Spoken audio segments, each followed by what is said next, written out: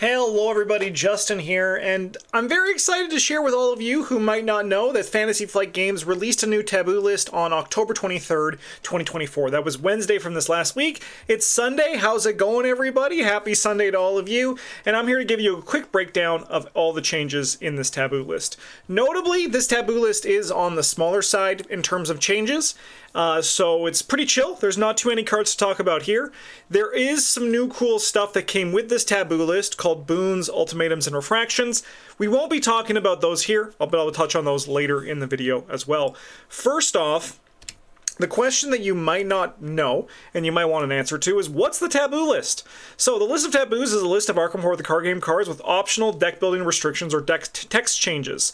This list is designed to craft a healthy balance between investigator power and scenario difficulty, and to enforce shifts in deck building environments over time.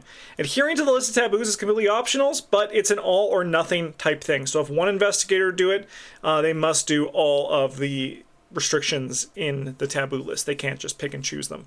The taboo list has been around for a long time. You've probably heard of it. If you're an franchise player, you probably play with it. But if you're newer, you might have heard people talk about it but not know exactly what it is. I have a variety of videos where I talk about the taboo list and all that. But the kind of whole thing is that it's designed to, as it's written here, just keep the game kind of like interesting and more flat in its design level. Cards that are like broken or really strong, or going to get nerfed, and cards that are really weak are going to get buffed, and sometimes there's going to be changes with that. Yeah, Fantasy Flight Games has a print and play to all these cards that are tabooed, but a lot of them are actually pretty easy to just internalize, because you're probably only playing with one or two of these cards in your deck most often, and they try to keep the changes as simple as they can.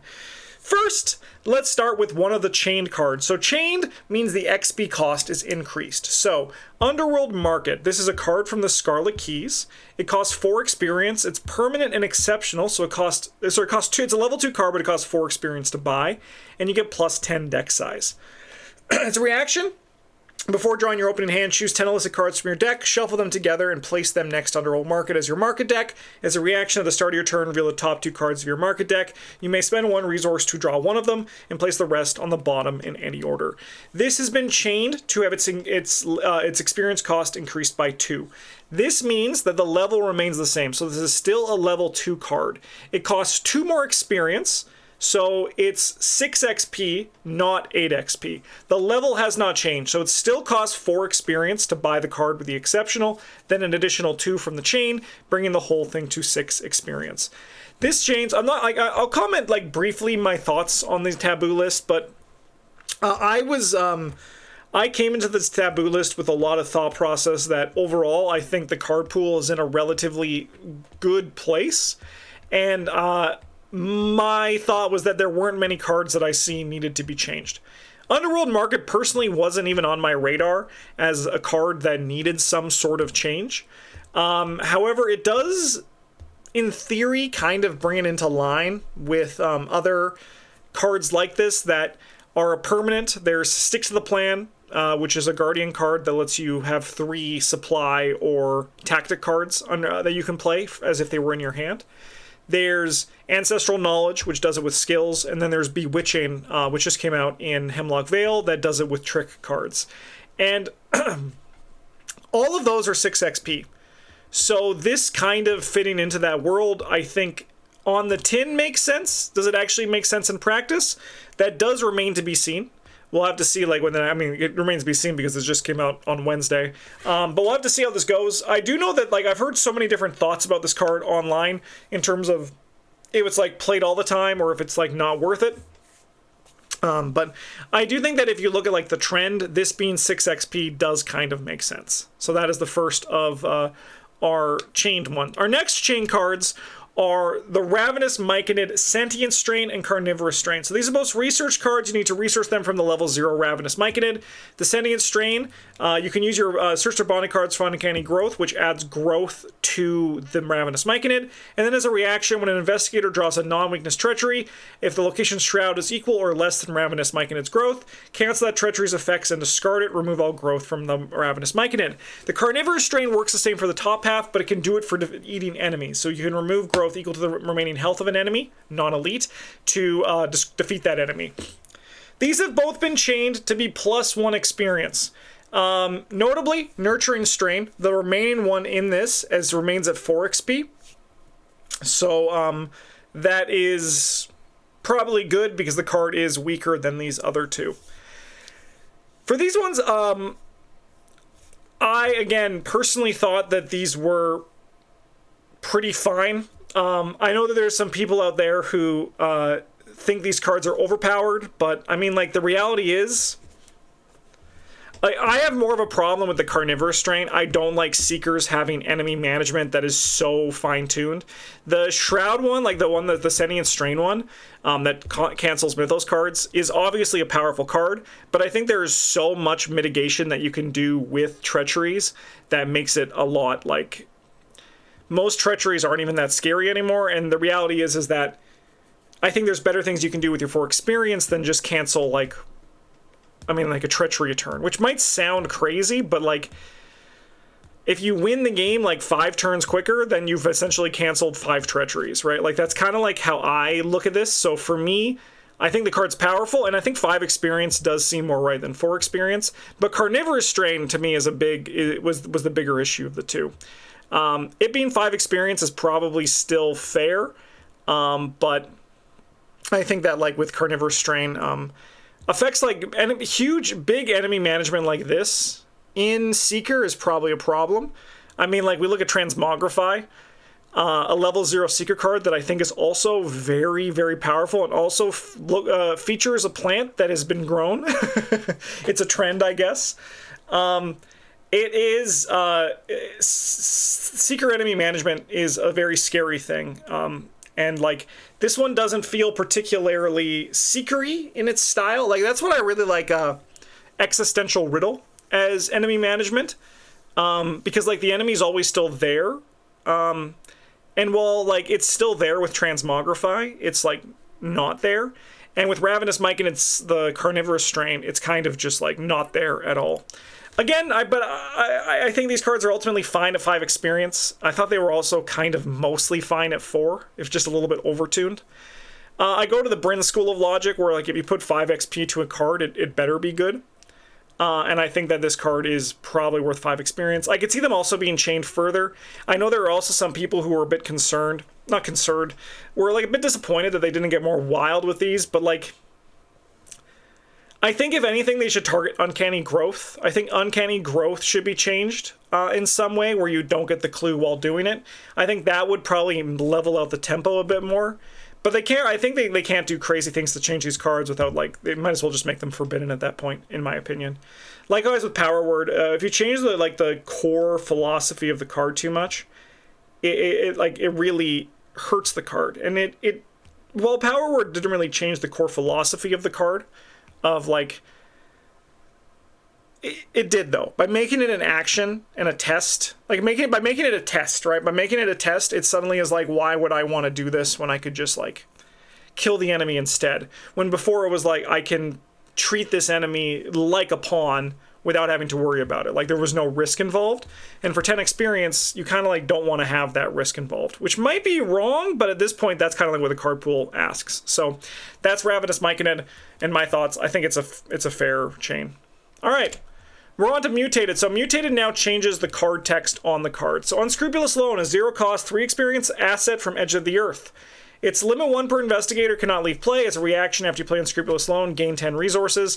Forced, when the game ends, or you eliminated if you have fewer than 10 resources in your resource pool, exile Unscrupulous Loan. The mutation for this one, the Taboo, is it gains, the first line of this card gains campaign mode only. So I have I'm of two minds of this. One is that, yeah, it's probably better if exile cards can't be, because, like, exile cards are here to have a downside in campaign mode, is that they leave. So, like, in standalone mode, they don't kind of don't do anything, right? Like, there's no downside, so, like, the card is just, like, pure value. There's no risk in playing them. There's no cost to play them, right? So, like, they probably shouldn't be playable in standalone mode. That's my first thought. The second mind I'm of this is that, who cares, right? Like, why not just let standalone mode be standalone mode? Like, the only time it matters is for, like, epic multiplayer days. And, like, then maybe it's good, right? Like, then maybe, like, if there's, like, especially there's that new one that just came out, Midwinter Gala, which has a little bit of a competitive aspect to it.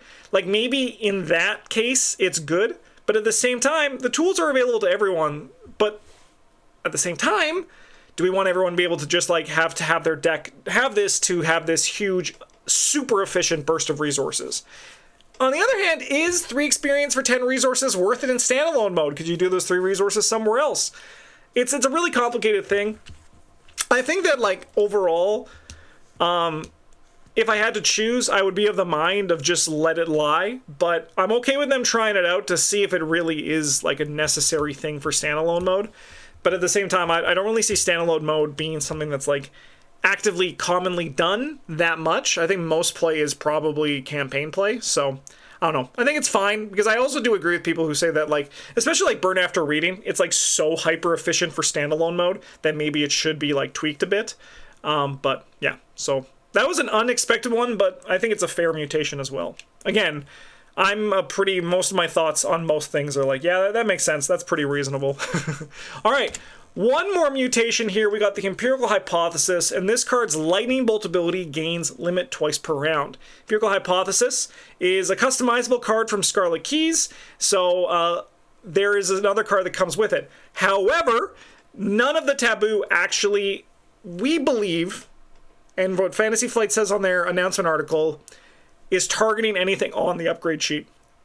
So, Empirical Hypothesis, 2-cost customizable, force at the start of the round, choose one of the following criteria for the round. You fail a test by 2 or more, you succeed at a test by 3 or more. When the chosen criteria is met, you may exhaust Empirical Hypothesis to add 1 evidence to it. Lightning Bolt, spend 1 evidence to draw a card. So in theory, you could, like, get a bunch of evidence on it and then draw, like, 8 cards in 1 turn, and that's pretty powerful. FFG in their article said they want to lower the card draw power, so they made it so it's only twice per turn. I think this card is still playable. I think it still is, like, upgradable. I think the card is still functioning very well. Most of the time I've seen people play it, they're usually drawing 1 to 2 cards a turn, like, sometimes 3, but, like, 2 is still pretty good. I think that what, especially also we see with, like, Jeremiah Kirby and, like, the Jeremiah Kirby Taboo and, like, the David Renfield Taboo, is this new design team are focusing a lot more on, like, capping hard limits. And to some players, they might not enjoy that, right? They might not like that. But overall, I think it's probably, like, better. Limits are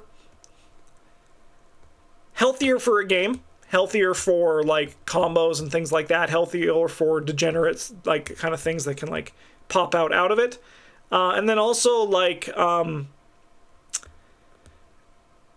limits also, restrictions breed creativity. So, it's, if you're, like, a player who likes to find elaborate combos and break things, and they change that, instead of being, like, in my opinion, you should then be like, okay, then how can I find a new combo to break, or, like, what can I do to do this?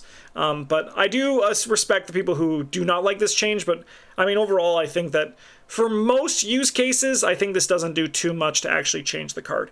Like, I know there's going to be, like, times where, like, this has put a cap on someone's crazy thing that they're doing, but with all that said, I mean, I still think drawing 2 cards a turn when you get, like, some of the upgrades to do it is probably still a pretty good rate.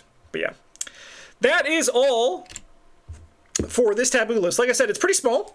There's going to be a link down to the FAQ down in the video description. You can also see there's some small rule changes and a new Ultimatum, Boon, and Refraction system.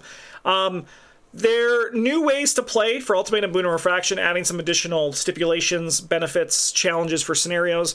I'm going to be covering those in a later video, and then also, like, the FAQ itself, we're going to be diving into. I did that when it launched on Wednesday, so that's kind of like my first read of all these things, so you can see those thoughts. That's going to be coming out in a few weeks, because this week, on the 30th or the 31st, there's going to be a new Parallel Investigator. So I'm going to be covering that next Sunday. So I'll see you all then. But in the meantime, thank you so much for watching. Huge thank you to all of our patrons. You guys all rock. I don't even know how many of you, but there's a lot. And I really appreciate your support. If you want to join, you can do so in our video description.